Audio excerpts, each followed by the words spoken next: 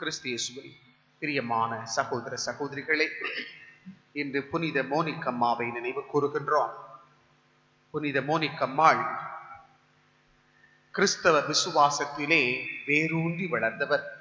ஆனால் அவருடைய கணவரும் அவருடைய கணவரினுடைய குடும்பத்தாரும் அவருடைய மகன் அகஸ்தீனாரும் கிறிஸ்தவ மறையை விட்டு அவர்கள் தப்பறை கொள்கைகளை கடைபிடிப்பவர்களாகவே வாழ்ந்தார்கள், புறவினத்தவர்களாகவே வாழ்ந்தார்கள்.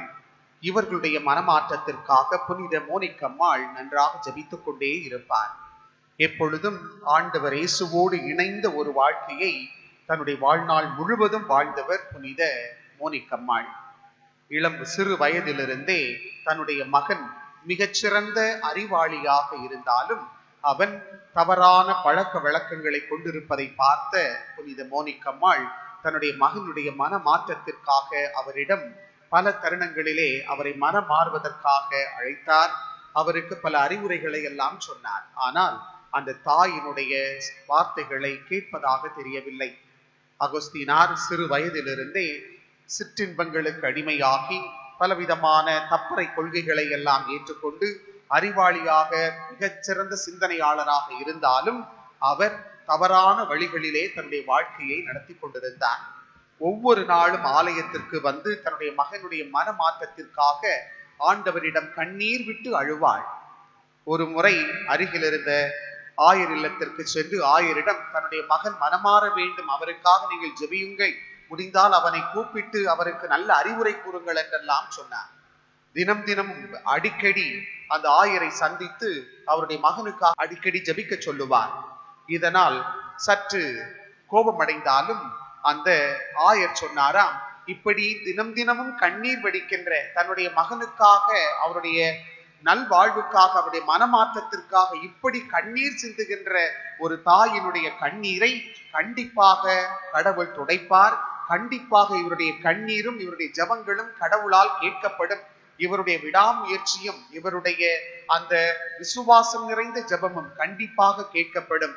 கண்டிப்பாக இவருடைய மகன் அகஸ்தீனார் மனம் மாறுவார் என்று சொல்லி அனுப்பினாராம். அதே போல மோனிக்கம்மாள் புனித அகஸ்தீனார் ஆயராக இருந்த அம்ப்ரோசியாரிடம் தன்னுடைய மகனை அனுப்பி வைத்து அவருடைய மனமாற்றத்திற்காக இறுதி வரை ஜெபித்தார். இறுதியிலே அவருடைய ஜெபம் கேட்கப்பட்டது. புனித அகஸ்தீனார் மனம் மாறினார், குருவாக மாறினார், அதன் பிறகு ஆயராக மாறினார். இறுதி நாட்களிலே மோனிக்கம்மாள் தன்னுடைய மகனை பார்த்து சொன்னாராம், இறுதி வரை இவ்வாறு கடவுளுக்கு ஏற்ற ஒரு உன்னதமான புனித வாழ்க்கையை வாழ நான் ஆசைப்படுகின்றேன். இப்பொழுது நான் மகிழ்ச்சியோடு மரணமடைய தயார் நிலையில் இருக்கிறேன். எனக்கு மரணத்தை பற்றிய கவலை இல்லை, ஏனென்றால் என்னுடைய மகன் ஆண்டவர் இயேசுவிடம் திரும்பி வந்து விட்டான் என்ற அந்த மகிழ்ச்சியிலே அவர் திளைத்தாராம். இறுதியிலே அகஸ்தீனாரோடு அவருடைய தந்தை, மேலும் அகஸ்தீனோட தந்தையினுடைய தாய் அனைவருமே கிறிஸ்தவ வாழ்வுக்கு வந்தார்கள், திருமுழுக்கு பெற்றார்கள் என்று பாரம்பரியமும் வாழ்க்கை வரலாறும் சொல்லுகிறது.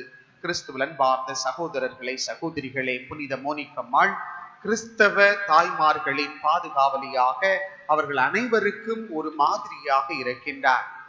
எவ்வாறு தன்னுடைய மகனின் மீது அக்கறை கொண்ட, அவருடைய நல்வாழ்வின் மீது அக்கறை கொண்ட, அவர்களுடைய அந்த எதிர்காலம் மகிழ்ச்சியானதாக இறைவனுக்குரியதாக இருக்க வேண்டும் என்ற அந்த நல்ல விருப்பம் கொண்ட அந்த மோனிக்கம்மாள் நம் அனைவருக்கும் ஒரு மாதிரியாக இருக்கின்றார். நாம் அனைவருமே இந்த மாதிரியை பின்பற்றி நாமும் நம்முடைய பிள்ளைகளின் மீது, நம்முடைய குடும்பத்தில் இருக்கின்ற ஒவ்வொருவரின் மீதும் அக்கறை கொண்டவர்களாக வாழ வேண்டும். அவர்களுடைய மனமாற்றத்திலும் நல்வாழ்விலும் அக்கறை கொண்டவர்களாக மாற வேண்டும். அவர்களை நல்வழிப்படுத்துவதற்கு நாம் அனைவரும் கடவுளிடம் ஜெபிக்க வேண்டும். அது மட்டுமல்லாமல் நம்முடைய குழந்தைகளையும் நம்முடைய குடும்ப உறுப்பினர்களையும் இறைவனிடம் தினம் தினம் ஒப்பு கொடுத்து புனித மோனிக்கம்மாளை போல ஜெபிக்க வேண்டும். ஆகவே இறைவன் தந்த இந்த புனிதையை மாதிரிகையாக நாம் கொண்டு நம்முடைய வாழ்விலே, நம்முடைய நல்வாழ்வுக்காக, நல்ல குடும்ப வாழ்வுக்காக நாம் அனைவரும் இறைவனிடம் ஜெபிப்போம். இறைவன் புனித மோனிக்கம்மாள் வழியாக நம்முடைய ஜெபங்களுக்கு செவிமடுத்து நம்முடைய குடும்பங்களை ஆசீர்வதித்து நல்வழியில் நடத்துவாராக. ஆமென்.